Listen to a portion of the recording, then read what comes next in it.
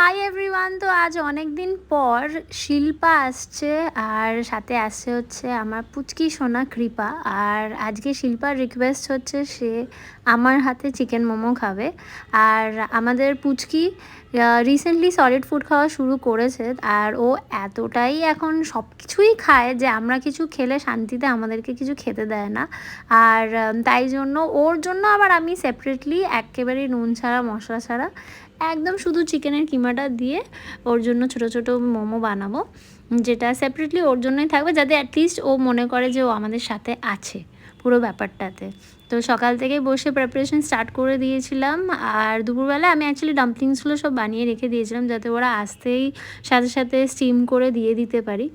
আর different different shape দেখছো, because ওরটা আলাদা আমাদেরটা আলাদা। আর এই যে ওকে দিয়ে দিয়েছি ওরটা, আর আমরাও এবার আমাদেরটা নিয়ে বসে খাবো। আর চলো এবার দেখি একটু ফিডব্যাকের পালা। খুব ভালো হয়েছে, খুব ভালো হয়েছে।